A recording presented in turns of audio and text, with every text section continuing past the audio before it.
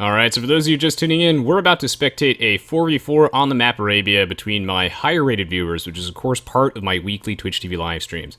If you want to get in on this, then I encourage you to head on over to my Twitch page, and then scroll underneath the video player there to find my schedule. And if you find me on Facebook and Twitter, I will also post updates on when I'm streaming next. So the topic of this particular video is going to be on the top tier Arabia civilizations, and we're going to talk a little bit as well about the Arabia metagame in general. Why exactly are the civilizations that we see picked here considered to be so strong on Arabia? Of course, these aren't all of the strong Arabia civilizations, but just some that I wanted to cover in this particular video. Talk a little bit about these strengths and why they're particularly good on this specific map. Alright. Good luck, have fun. Should be interesting. We have a lot of very highly skilled players here, and particularly Salad Escape we haven't seen in a very long time, so this should be a very good game. And of course, thank you as always, guys, for those of you who take the time to support my content for games beyond just Age of Empires 2. Really appreciate it. And into the game itself, will Pete crash? He does not. This is fantastic. So, right into the game itself, we'll start off by introducing the players. We have Spear playing as the Red Chinese, and his pocket will be Salad Escape playing as the Teal Ethiopians. And then the other flank is going to be Pete playing as the Orange Spanish. On the opposing side of the map, we have Mr. Aoe2 playing as the Gray Huns. We have Aoe2 playing as the Yellow Mongols. And then we have Leetgoat playing as the Purple Malians. So, we're going to start off by talking just a little bit about each of these civilizations. What exactly makes the Chinese such a strong Arabia civilization? The Chinese are strong on Arabia, primarily due to, one of the reasons is because of their team bonus. Farms giving plus 45 food happens to be absolutely fantastic. And even though the Chinese happen to have a very awkward start with their, 6 villager start and then the whole no food thing, once you get more used to that and experienced with dealing with that weird build order and start, then the Chinese are actually quite strong. They also just have access to a wide variety of particularly excellent units. They have things that we look for in a strong civilization, such as Bombard Towers. The Elite Chikonu is just a really strong unit to have access to. They have decent enough cavalry and just a very good tech tree. So overall, the Chinese are just a great utility civilization to have, and particularly good in team games because of their farm bonus. So it's one of the things that sets them aside from the pack. And we talk a little bit about, so let's see, Salad Escape is our, yes, these are Ethiopians players. So the Ethiopians are one of the new civilizations added in the African Kingdoms DLC that you can find on Steam. Ethiopians are actually a very strong Arabia civilization as well, but this one is a little less intuitive than the Chinese might be at a glance. So what exactly makes the Ethiopians so strong as an Arabia civilization? Well, one of them is that, for example, archers fire plus 15% faster is really important in the feudal age for those archer fights, and this 100 gold, 100 food in advance to the next age is also really strong for things like night rushes. The Shelto Warrior is really strong, unique unit. Free pikeman and halberdier upgrades actually allows them to defend against night rushes. So really, the most important thing, though, for the Ethiopians is going to be their archers fire plus 15% faster. So if you're on the flank, this allows you to out-micro your opponent super hard and then come out on top in those feudal age engagements. Generally, when it comes to Arabia, in the around the time of the feudal age, players will almost always transition into archers if they are on the flank.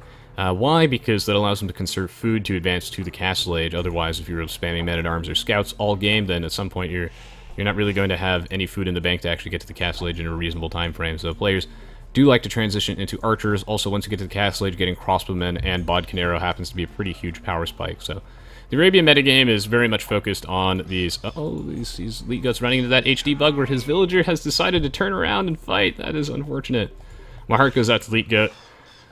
So yeah, archers are a pretty big thing, and the 15% faster attack speed is huge. It's worth noting, though, that the Ethiopians don't really have, a long-term eco bonus, but the gaining 100 food and 100 gold when they advance to the next age is so important for your rushes, and if you're in the pocket position like Salad Escape is here, then that means that you can always go for things like Shotel Warriors, which are really strong, or you can end up just going for a Night Rush that is boosted by your extra 100 food and 100 gold. So yeah, overall, the Ethiopians also have some pretty strong late game with torsion engines, which increases the blast radius of their siege weapons, and they also just have strong siege. So overall, the Ethiopians are pretty good Arabia civilization and just a civilization in general. We're going to swap over to Pete's perspective here. Pete will be our Spanish player. Spanish are just a really strong civilization in team games in general, regardless of the map, mostly due to their trade bonus. So if we take a look at this, really, trade units generate plus 33% gold happens to be absolutely bonkers. Spanish do not have a strong economy bonus. Builders work 30% faster. Is really nothing to write home about. Blacksmith upgrades don't cost gold. It's actually kind of useful. But really, like, the thing, though, with the Spanish is that they're a super versatile civilization. The Spanish have access to a very wide variety of units, from things like fully upgraded paladins, for example. The elite Conquistador is an absolute godsend. One of their biggest weaknesses, of course, is not having access to crossbowmen. They're the only civilization in the game that has archers that does not get crossbowmen, which can be a little bit awkward for them. But for example, if you're in the pocket position, you can just fast cast Legion of Knights or Conquistadors and just do some serious raiding. Conquistadors are really good because they happen to be mobile, which means that you can make up for the fact that they're also really powerful, so you make up for the fact that it took forever for you to build that castle, and you had to invest a lot of stone in that, which weakened your early game economy, having those stone miners instead of harvesting something else. Conquistadors happen to be range, fast, and bulky, which allows them to make excellent Castle Age raiding units, which is what raiding is all about. Welcome to the stream, Moon Sorrow. So yeah, the Spanish are pretty good. They do have a little bit of a weakness, though, with the lack of any substantial early game economy bonus. They have things like bombard towers and whatnot. In the late game, once the lack of any really good economy bonus is no longer a thing, then the Spanish are just super duper strong. And the 30% faster builders does come in handy, particularly with things like building a castle, which allows them to field out those conquistadors. Let's go over to Ligos playing as the Malians. Malians are also a very strong Arabia civilization, and that is particularly because, well, for one, so the thing that really just makes the Malians incredibly strong, and if you want, I encourage you to check out my How Balanced Are the New Civilizations video that covers a lot of it in more detail. Basically, buildings cost 15% less wood. The fact that that applies to farms as well is absolutely bonkers. Kind of power creeped out the Teutons a little bit here with their farms cost 33% less. Because this applies to all buildings, so that's really, really strong. Their barracks bonus is ridiculous, and combined with gold mining, these guys have a very, very strong economy, so the Malians are certainly not to be underestimated, and their champions in the late game are really just deadly to deal with. Gabitos, I think, are best used as kind of like a support unit, like a much better hand cannoneer in some ways, so a good way to protect your siege weapons. Overall, yeah, the Malians are just a really good civilization due to their very powerful economy, and just their champion spam in the late game is just, and their halberdier spam is really difficult to deal with because the pierce armor is so high on them that it encourages you to make things like, basically have to have really strong infantry of your own to deal with them, and then, they have ways of dealing with that with their own Gabitos, for example, so it can be a little bit rocky at times. Mongols are just a classic strong civilization, and, I would attribute a lot of this to the hunters work 50% faster is a huge economy bonus. It allows them to get some of the fastest advancement times in the game out of really any civilization. Cavalry archer bonus is kind of useful, same with the light cavalry and hussar in the late game, but really it's just the hunter's bonus that really carries the civilization. Also, that in the Mangudai unique unit, the cavalry archer with an attack bonus versus siege weapons is really, really strong.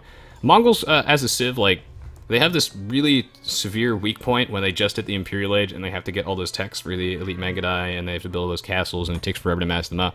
Once they get to the late game, though, with their incredibly powerful siege, their good hussars, the Mangudai unit, they're very difficult to deal with, so Mongols are a very strong civilization. The 50% faster hunting is just so very huge, and our last but not least, we're going to be looking at Mr. Aoe2 here. He's going to be playing as the Huns. The Huns are the classic top-tier Arabia civilization that we've seen in so many Age of Empires 2 pro games. If you'd like to see some of these civilizations in action played by experts, I got plenty of expert games on my YouTube channel. So, the 1v1 Arabia Huns war is something that we certainly think about when we think about competitive Age of Empires 2.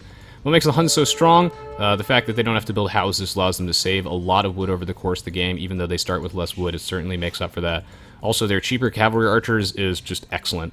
The only thing that holds cavalry archers as a unit back is just their cost, so I'm really glad to see that the gold cost has been reduced by 5 in both the Forgotten and African Kingdoms, so that they're just more viable in general.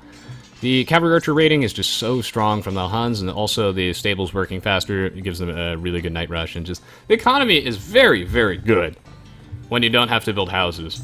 So that's just something that makes the Huns really strong. So they also just have a very strong mounted army, but in the late game, though, the Huns do kind of, well, they have their weaknesses, right? Because they really only have strong mounted units. They have like paladins and heavy cavalry archers. And is that a hole? What the? What? That's not a hole. What? How on earth? Is that good or bad for him? I think that's bad for him that militia glitched in there. So is that how units get through walls? You just lag a little bit and then what? I like how he put the palisade there. Now Pete is so paranoid. That was closed off, right? There's no hill here. Anyway, Huns are a very linear, strong civilization, and if you're new to Age of Empires 2, and particularly Arabia, because it's a very popular online map, then it's definitely one that I would recommend picking up, as long as you don't get too used to not having to build houses. We see Elite Goat here going for a drush. One of his militia appears to have, map hacked through the wall or something. That's actually honestly kind of bad for him because the 3 militia drush, it's certainly less strong without all 3 of the militia. He is the Malian, so he does have that extra pierce armor. That's not super relevant at this point. He needs the 3 militia to actually do some serious bullying here on Pete's economy. Pete does have a nice little wall off here, so this probably won't accomplish too much at this point. It looks like Pete will be going for scouts as the Spanish. Again, he's a little hesitant to go for something like archers because he knows that he won't be able to transition into crossbowmen, which can certainly make things a little bit awkward. Looks like Mr. Aoe2 is going to go for like a little bit of a mixed archer and skirmisher flush here, which is totally fine to do as the Huns. The Huns have an excellent scout rush. You go for archers as well. We see Spear. He has a defensive watchtower here to actually protect his gold, forage bushes, and whatnot. And he's also going to be going for a very standard double archer range opening. Welcome to the stream, Windscreen Wipers. Thank you for the 17-month resub. Really appreciate it. Kanye Twist says there's a glitch where if you control units and they lag, they can teleport directly to their destination. Wow, that's pretty strong. Okay, so if we check out Salad Escape, it looks like he's up to no good. What on earth is he doing? It looks like he is on his way up to the castle edge, again, taking advantage of that Ethiopians eco bonus. I honestly don't know if he's ever played the Ethiopians before. These are curious locations for these buildings. What on earth is he doing? Looks like he's going for some sort of... Looks like he's breaking the meta here. I think my internet's dying a little bit, so my apologies to the people in the game. There's really nothing I can do about that. Comcast. Hopefully it's not too bad. Alright, it's picking back up. Maybe I'll reset my router after this, but I don't know if that'll actually do anything. Anyway, so it looks like Salad Escape right now is going for some sort of super aggressive forward. This is particularly interesting because he's in the pocket, so if you're in the flank position, meaning that you're adjacent to an enemy, you want to generally be thinking about rushing your opponent in the Feudal or Dark Age, mostly because you're closer to an enemy, so you run the risk of actually being attacked. But if you're in the pocket, you're far enough away that you can generally just go straight to the Castle Age without making any military units, go for like a fast Castle Age without too many worries. And it looks like, what on earth am I looking? This is beautiful. Looks like Salad Escape is running villagers across the map, and he's going for some sort of fast Castle Age into just everything. So he's just going to be heavily forwarding. There's a monastery here. Yeah, he's just going for a super mixed army. I like this a lot because he's taking advantage of the fact that the Ethiopians have the free pikeman upgrade, which means that he doesn't really need to worry so much about knights, and he's just going to try and catch Aoe2 off guard, because I don't think Aoe2 will be expecting this at all. Aoe2 will be going for knights, and, he's not going to really anticipate the forward monastery, pikemen, and crossbows. Salad Escape really does not have the eco, though, for this, so we'll see if that bites him in the butt, as he is not able to actually produce a monk yet. Aoe2, how many knights does he have? He has 3, so actually Aoe2 is not so bad off here. There is actually a gap there. It looks like Aoe2 will be trying to get that scout. These villagers will be zoned off the gold, so they will not be harvesting anything for a little while. Meanwhile, Salad is just going to try and rally some of his units across the map over here. So he's on 2 ranges, 1 barracks, and he has a monastery. Not able to afford that monk yet, but he will be making that soon. He's kind of a little hesitant to engage on these pikemen. As one of the big one of the big strengths of going for knights is that you don't really need to worry too much about being countered early on, except by things like monks and camels. Pikemen are not that much of a threat in the Castle Age because you have to research that pikeman upgrade, and that's a huge blow to your economy early on, and the pikemen also don't beat knights one-on-one, so really pikemen are only a strong counter in the late game once you have that economy to really just start fielding them out and massing them up. And then it starts to become less efficient for the knight spamming player to actually deal with those pikemen. But in the early Castle Age, pikemen offer no offensive presence whatsoever. They're slow, they don't deal any damage, and you have to get the pikeman upgrade first. However, when you have free pikeman upgrade, actually you can do some crazy crap like this, and Salad Escape, wow, he's just so unbelievably aggressive. Went on a forward siege workshop. Now Aoe2 is making a huge gamble. In the meantime, on the other side of the map, Pete trying to make some progress with these scouts. He will be doing some economic damage, forcing these villagers off the line to go build some additional palisade walls. It looks like a battle was fought over here, but Spear's defensive watchtower did indeed save him. Yeah, so anyway, Aoe2 here is making a really tough decision, and I don't think I would have made it if I was in his shoes. This is a very big gamble. What he's doing is he's decided that he thinks he can defend on his own with the mangonel, and this will work if he can just get enough gold to make the mangonel, but he can't because there's this one crossbowman right here. And meanwhile, he's just going offensive. banking on the fact that Salad Escape has no defensive infrastructure. Salad Escape has built all of his military buildings forward. It'll be very difficult for him to actually defend himself. Salad Escape is on 2 town centers, though this wood line is wide open. If Yellow can find it, then he will be in excellent shape. Meanwhile, Salad Escape just trying to go for the kill. Teal with a battering ram. The Mangonel is being trained. He thinks that this will be enough to defend him. This is a huge gamble, but it could pay off if he can just get that Mangonel out. And he is waiting for the Mangonel. It is at 30%. Just takes so long. Meanwhile, Aoe2 has revealed his knights to Salad Escape. Yes, and now he's going to panic and build a defensive town center there to try and make sure that his wood line is safe. But it looks like Yellow is going somewhere else. Will he go for Orange? That's certainly a gambit. We'll see. Is he retreating? I feel like he could have actually... There was a window of opportunity here for him to really do some damage, because now he's not really applying any pressure with those knights, and he's not defending himself either, so that could be really bad for him. Ready Teddy, thanks so much for the 19-month resub. Really appreciate it. Yeah, I do. But it's just, the thing is that I see all the time new players making these type of mistakes where, you know, they'll like make a bunch of like Castle Age pikemen to defend against the Night Rush, and then they die, or they'll like fast Castle Age on Arabia as a flank. So I'm trying to avoid those type of situations, as generally this is a lot of people's first time here. Yeah, I'm gonna restart my router after this if it is. I think a lot of, yeah. Not that it really makes a huge difference. I feel like he should not have retreated, because like I think that if you were going offensive with those knights, like, you had to kind of commit to it. And this might have been a little bit of a blunder on his part to actually pull this one back. He's going to try and kill that monk. Although he will actually be able to clean this up, so maybe this will be fine, because he does just barely have enough knights if he just sends this Mangonel to attack those crossbows, but he's trying not to get hit by the battering ram. The battering rams do have an attack bonus versus other siege weapons. 42 damage. Oh my god. But he doesn't need the Mangonel here to kill the crossbowmen, so he's fine. Will that battering ram get to that Mangonel? The answer is yes. The villager did slightly body block it. Oh my god. Thank Cowboy Wubbo for the 21-month resub. Really appreciate it. Thank you, guys. Oh my god. So anyway, he did decide to pull back. The only reason I say it was a mistake to pull back, even though he did end up clearing this out successfully, is mostly because if he was going to pull back and defend in the first place, he should have never moved out. But, you know, it's much easier to say than in retrospect. In the moment, that was a very tough decision on Yellow's part. Should he stay or should he go? And he decided that he actually wanted to retreat. And in the end, that paid off, as he is able to clear out Salad Escape's forward. And this is going to be really devastating for him, because, of course, he does not actually have really much in the realm of any military in his own base or any sort of military building. So if he loses this forward, then he could be in deep trouble. Still, though, Salad is, you know, showing promising signs of life, actually. This attack is petered out a bit, but it's not over.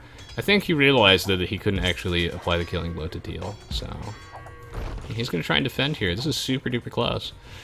Meanwhile, it looks like Mr. Aoe2 is in a commanding position here, our gray player. Even though Spear did end up winning one of those battles, he's just kind of trapped in the feudal age. This happens to the best of us, you know, on Arabia. This is something you have to be really, really careful about. Is this idea that if you're going for like a feudal age rush, to be able to actually transition into the castle age in a timely manner, because I do believe that Spear is going to be building an emergency market. Yes, and he's ready to advance to the castle age now. The real question is, can he survive until then? And the answer is maybe, because he actually does have, you know, pretty reasonable wall off here. It will take a while for Mr. Aoe2 to walk all the way around. You don't need a complete wall off. Is there a hole in the wall? He will be checking for that, and Jesus Christ, there's always a hole in the wall. Well, that's really bad for Spear. That might end up killing him unless Salad Escape is willing to pull off some of his own units to defend red. Teal will need to send some assistance, as there's always a hole in the wall. Where is Zero Empires when you need them? Yeah, it's really going to be devastating for him. He's going to lose all of his gold income. I don't know exactly what his plan is when he gets to the Castle Age, but it probably should be like an emergency siege workshop and build a Mangonel. Meanwhile, it looks like Orange is trying to bring in some assistance and really just deal so much damage to that yellow pocket. Defensive Mangonel here. I think that Yellow is doing a really good job defending against this, but now that he's getting ganged up on, he's going to need some serious assistance from Purple, who is also, you know, a little bit behind. There's no way he'll be able to deal with both of these. He's trying to get a good Mangonel shot off there, but unfortunately, now that Orange is here with his Bloodlines and +2 defense Knights, this might be all she wrote for Yellow. He's been doing such a good job defending against this. He actually managed to mop up Spear, but now it's a 2v1.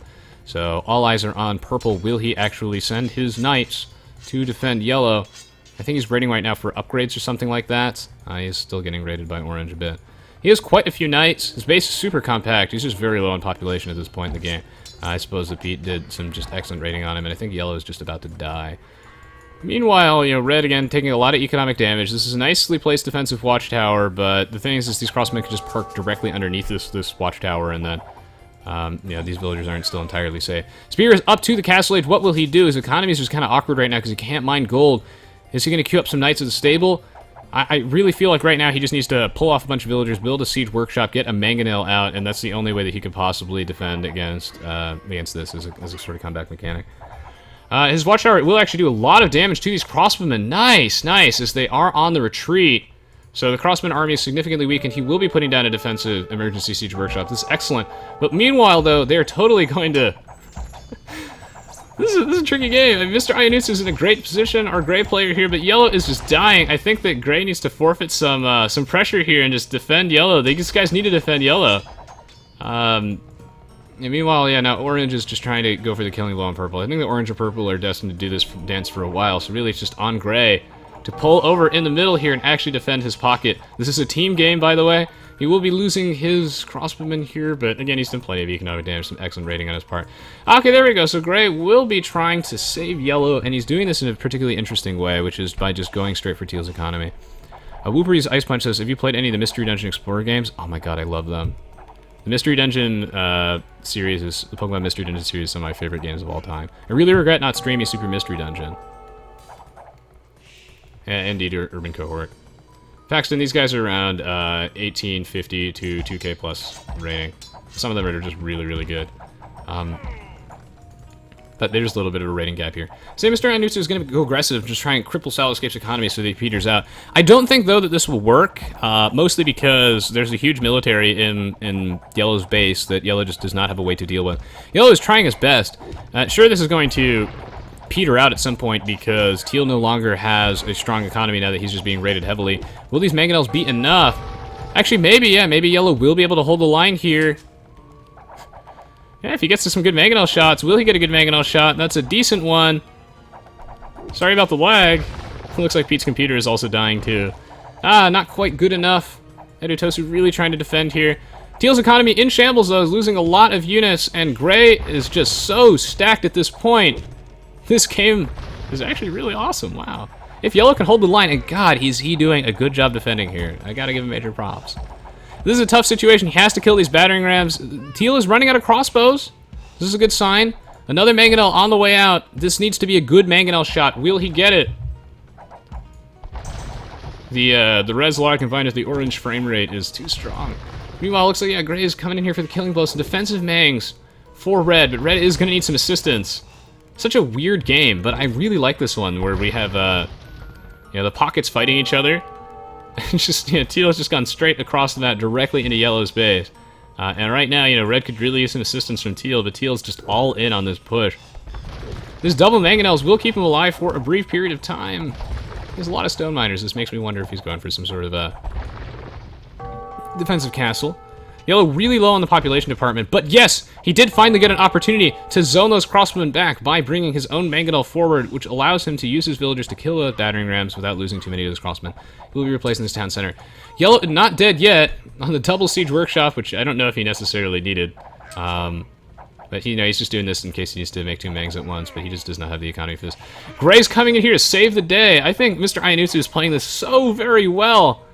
It was an interesting decision for him to go straight for the economy here, but I think that was actually a good judgment on his part.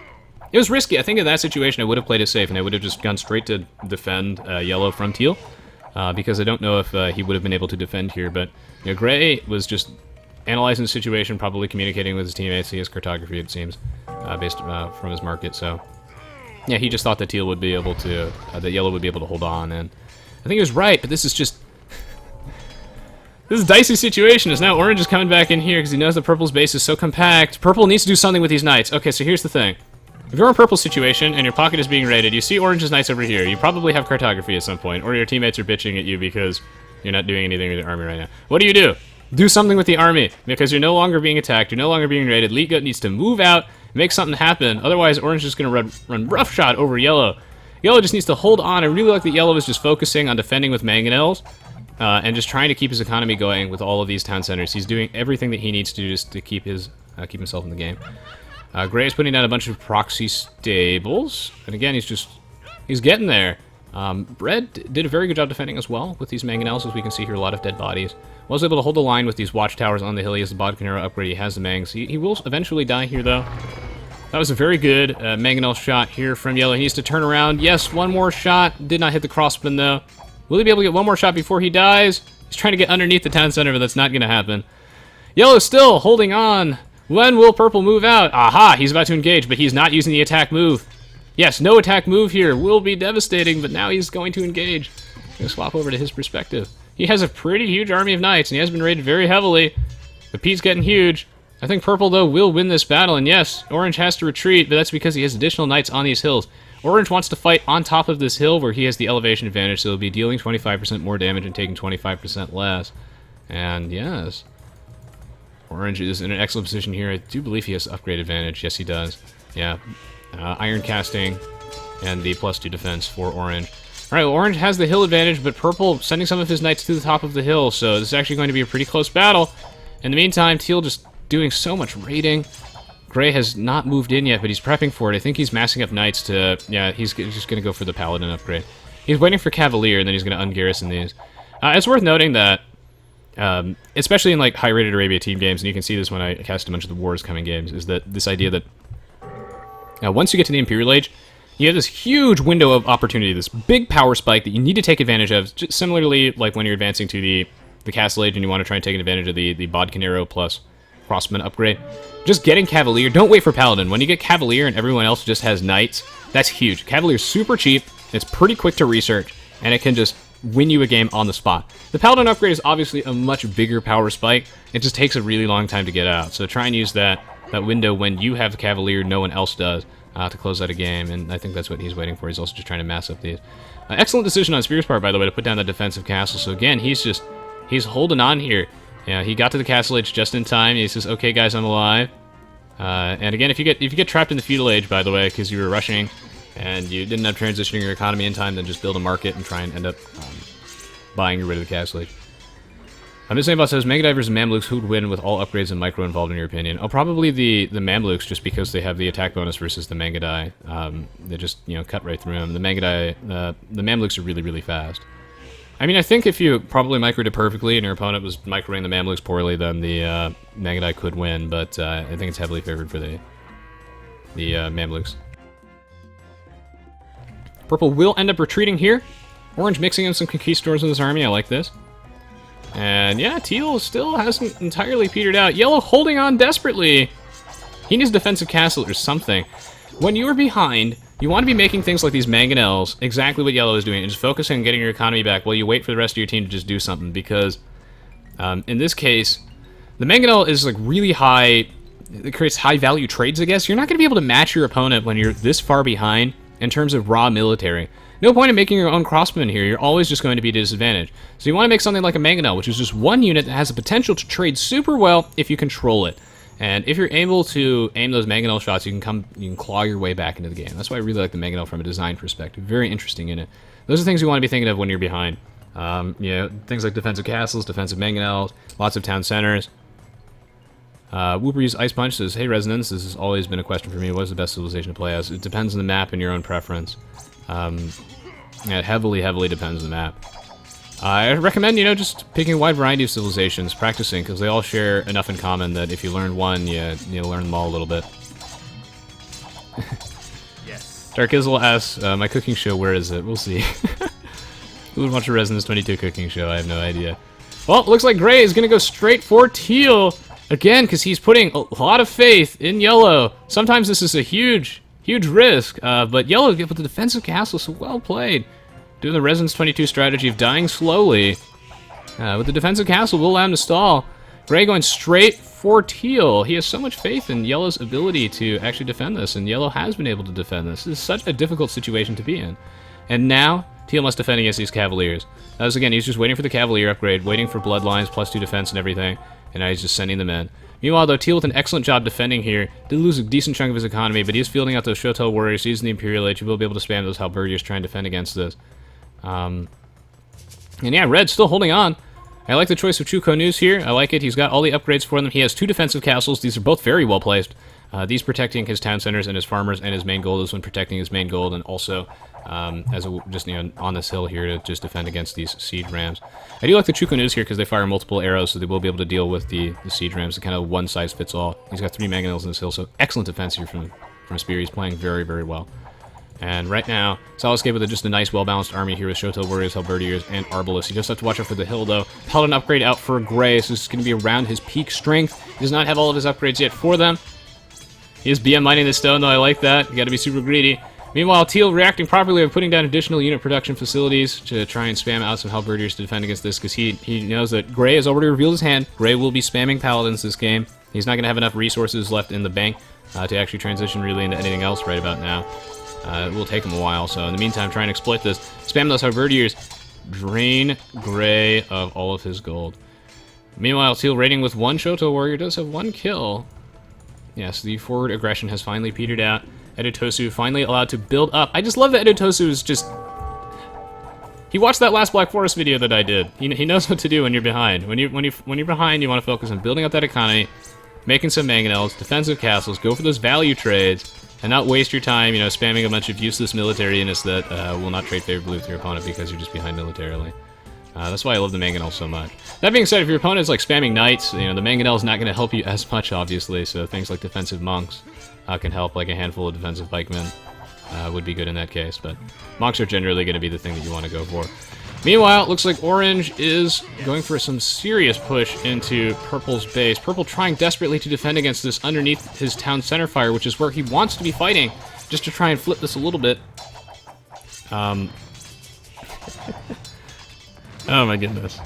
Sorry for missing people's questions in chat. I'm focusing a little bit on the game itself. Purple is up to the Imperial Age. This is important because that's when the Malians become really, really devastating with their strong Halberdiers. But I think Purple might actually be dead here.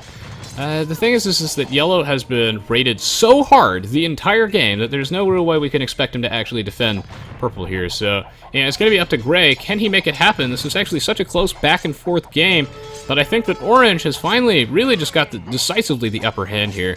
Purple doing a good job holding the line, but now he is dead. The Spanish with the full mounted army at this point in the game. Yes, Pete does have all of the necessary upgrades for his Cavaliers. We'll see if he even decides that he wants Paladin, because he honestly might not need them if he doesn't plan to commit to them for too long. Well, meanwhile, Spear, I think that some people may have unfairly discounted him this game. He's certainly super relevant. He's in the Imperial Age. He's just bringing his A game today. Putting down these markets in the corner, by the way, that way they're going to have a very solid trade line. You want kind of an unobstructed straight line, as much distance as possible. It's the distance from market to market, not the distance the trade cart travels, so you want it to be an unobstructed straight line. And you want it near the back of your base, that way it's very difficult for your opponent to actually get to them and raid them. I think Gray is actually going to peter out of momentum here. One of the problems with the Huns is that they're so very easy to counter. Ready Teddy says, I am late, but I can tell you're casting this one especially well. 2K Entertainment. Well, thank you so much, Ready Teddy. Appreciate it. It's Yonutsu. Everything I know is a lie, Mandos Rex. Well, anyway, the Huns are such a strong civilization, but they're probably one of the most binary civilizations in Aoe2, where you just know that they're going to go for a full mounted army. Are they going to make cavalry archers? Are they going to make paladins? What else do they have? Trash units, the units that don't cost gold, so skirms, halbs, and hussars, which again are not really threats that you need to deal with. And they have siege rams, so if you're able to deal with a mounted army, and it looks like these guys are, then you're in excellent, excellent shape. As he just cannot deal with the free Halberdier upgrade, Ethiopians, halb spam, and right now Gray is getting 2v1. I'm probably going to continue mispronouncing his name in retrospect because I'm just so used to it. It's a caster thing. Casters cannot pronounce usernames correctly. Purple is completely dead, so I guess this is actually the end of the game. I really felt like Gray was in such a commanding position here, playing out of his mind. But alas, he's going to get 2v1'd here. I mean, we can't really blame Yellow because he's just getting pressured so very hard. He just needed to not die. And I think, though, that this would be okay if Gray was losing this battle here, because we would expect Gray to lose this battle.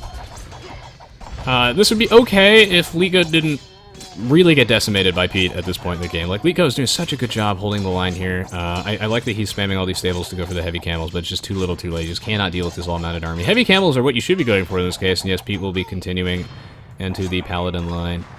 But yeah, he's just completely dead. And what this means is that, even though... This is also why I like that Gray decided to put all of his military buildings forward, so he has plenty of time to... You want the battle to not be happening in your own base. You don't risk losing any of your own villagers. So while he's using this gives Yellow plenty of time to, you know, build up some military units and then hopefully, you know, defend Gray. Unfortunately, though, I feel like they have just lost this game, though, because the other flank is just totally dead. So even though we would expect Gray to lose this battle, and then this is when, you know, once the military reaches here, then Yellow's like, I'll save you, Gray! Thank you so much for saving me earlier. Except that's not actually going to happen, because Orange is just running roughshod over this game. Total control. Jamie says, it's a monastery, looks out of place. Yeah, it does look kind of interesting. I actually like it. One of my friends says it looks like some sort of rocket ship or something like that. Yeah, that is the African Kingdom's architecture for the monastery.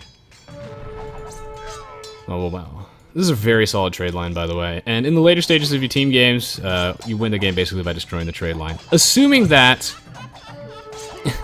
assuming that you can't just win by brute force, and in this case, it looks like the opposing team will be able to win by brute force. So Pete doing some excellent work here. Teal going to be deploying all of his trebuchets, moving up here as I think that Gray, yeah, he just needs to conserve gold. Also, he really needs to make these counter units in this situation. Hey, poor Gray, he tried his best. I do think that he has a huge army of cavalry archers here. He's done so much damage to Spear, but might be too little too late. Sorry if you guys can hear the shower in the background. Literally nothing I can do about it. One of my housemates has decided that he's just going to take a shower. That's some HD unit pathing right there. Look how quick they are to actually do their job. Paxton says, so you said there wasn't really a best civ. Do you think there's an overall worst civ? Again, it really just depends on the map and the situation. GG, well played. A very convincing victory on the part of Orange, Teal, and Red.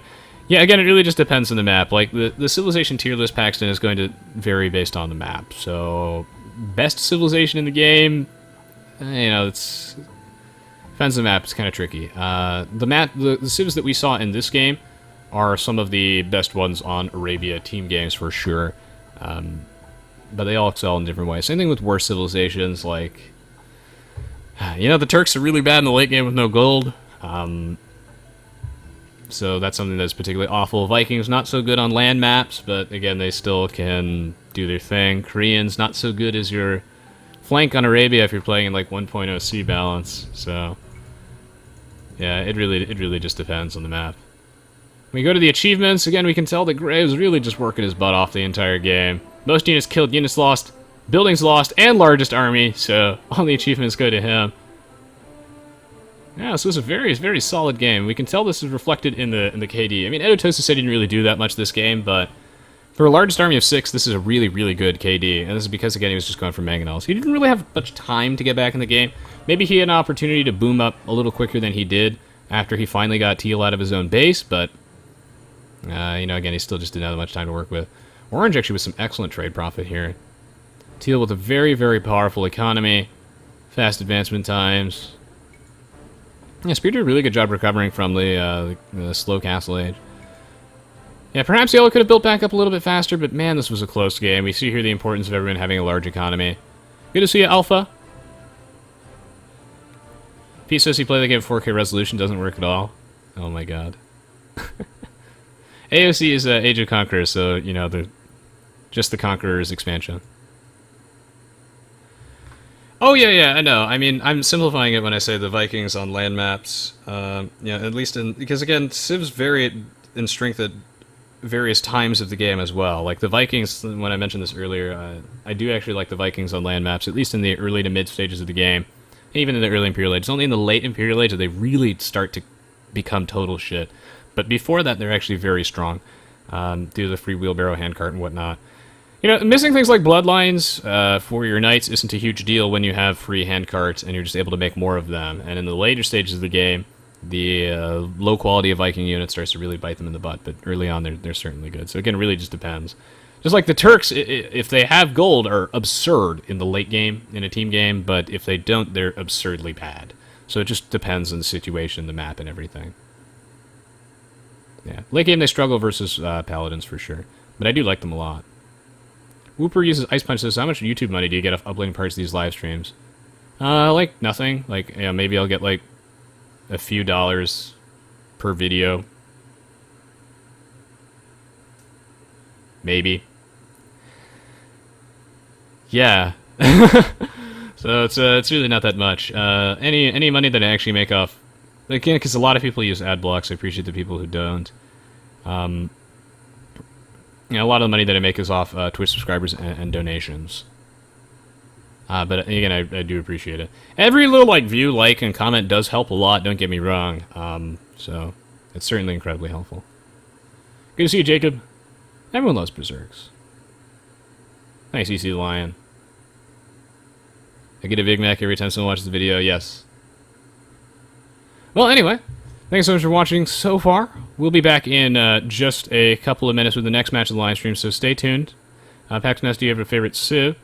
Byzantines, Britons, and Magyars, I love all of them. I think they're really, really good. I love how flexible they are. Do you guys really want to see more free-for-all King of the Hill? Again, I'm open to people's suggestions. Let me know. Thanks, Jacob. Makobo says, thanks for the game. Glad to catch you for the first time in real time, though I've consumed unhealthy amounts of your YouTube videos. What is your game plan from here? Are you hoping to do streaming or something related full-time? That's a good question, Makobo. I will do an update video when I like some sort of vlog at some point where I cover this in more detail. I haven't done a vlog yet because I'm waiting to have permission to announce what I've actually been working on. And that might be a little while, but it's coming up finally.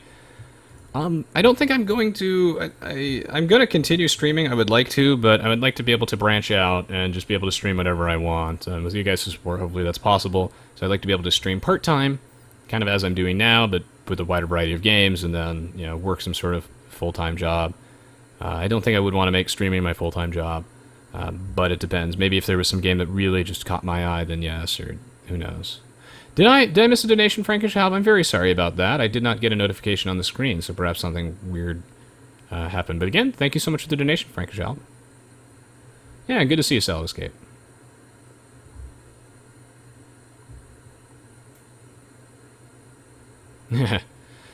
Aoe2? I could do that for like a one-time thingy. Well, anyway, we'll be right back. Going to take a brief break, and then we're going to jump straight into the next match of the live stream. That's going to be in about, around 5 minutes or so. In the meantime, I'd appreciate if you guys take a, moment to check out my Facebook and Twitter pages. A little bit lonely there. And yeah, I really appreciate the support. Look forward to sticking around, bringing you guys more content for Aoe2 and other games. And the better my content goes for other games, the more motivated I am to do Aoe2 until the end of the dev cycle. So, we'll be right back. See you all shortly.